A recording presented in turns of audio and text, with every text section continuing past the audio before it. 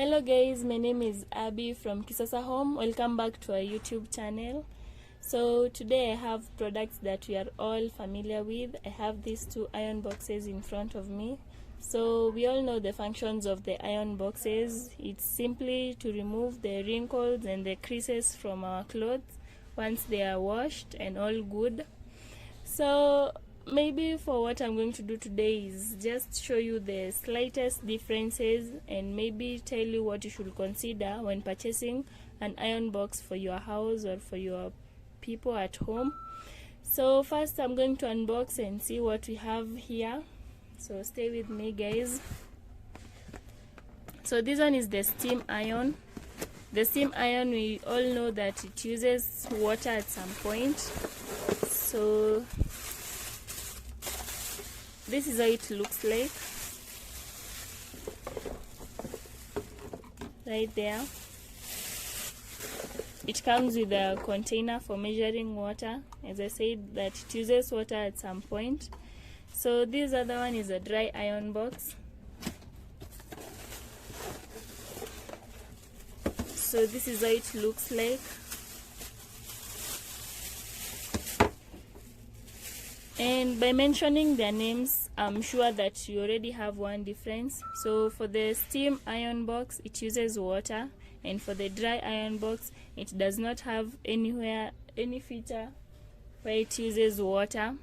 So I'm going to explain to you their differences while still explaining the things you should consider when purchasing one. So for the first thing that you should consider when purchasing an iron box is the size of the sole plate. So the sole plate is this side here.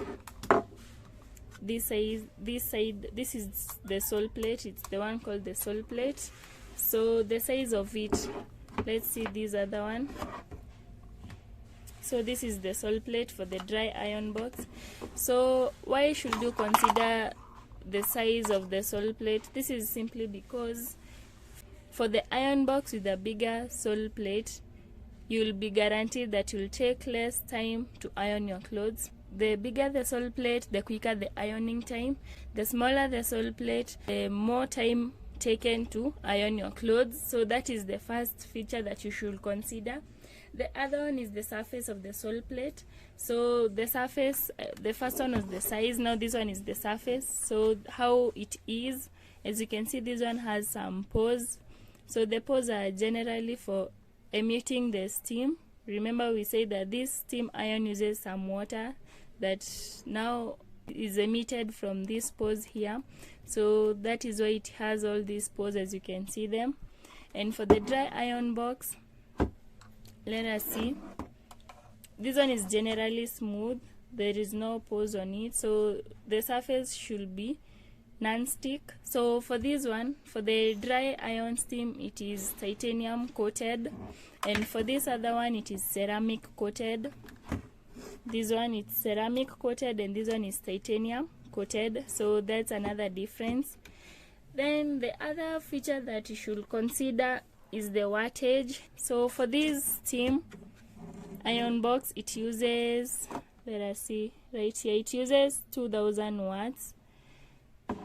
And for this dry iron, it uses 1000 watts. So what you should consider when looking for the watts difference is the iron box with the higher wattage heats up really quick, and that means that you will take less time to iron your clothes, unlike the one with lower wattage. The one with lower wattage will take some time to heat up, and that will make you, or that will slow your ironing time. So still on wattage, the iron box with so much watts like for take less time to iron your clothes, unlike the one with lower wattage. The one with lower wattage will take some time to heat up, and that will make you, or that will slow your ironing time. So still on wattage, the iron box with so much watts, like for this one has 2000 watts, it will consume a lot of electricity compared to this with 1000 watts, which will consume lesser electricity. So still you can consider that if you want to purchase an iron box that will not consume a lot of electricity, you can go for the one with less watts. So the other thing that you should consider is the water tank volume. The water tank volume is for the steam ions. So if the volume of the water tank is small, then you'll be guaranteed that you'll have to refill the tank each and every time. When you're ironing your clothes, you'll have to refill it each and every time. But once the water tank is very big, you'll just have to refill like once or twice, and then you're done ironing your clothes.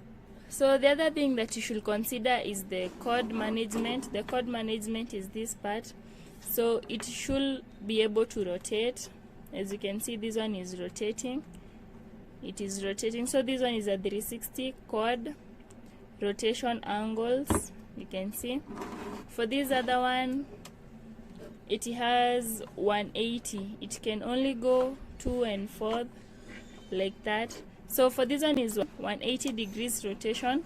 So it's your choice. If you want something that will really rotate, then you can go for this steam iron. If you don't want something that is not rotating so much, you can go for this dry one. So having shared with you the features to consider in purchasing an iron box, I'll still mention this, that if you want an iron box that will be for commercial purposes, you can go for the steam iron. Remember, we've said that it has a higher wattage. That means that it will heat up really quick, and that will fasten your work of ironing clothes or whatever fabrics that you have. So if you want an iron box for home use, you can go for the dry iron. We've said that it has a low wattage of 1000 and it does not consume a lot of electricity. So now I know that you have enough knowledge. So anytime you're going to purchase an iron box, at least you know what you're going to look for into whatever iron box that comes your way. So guys, I'm going to stop at that point. But if you have any inquiries, you can still comment down there or ask.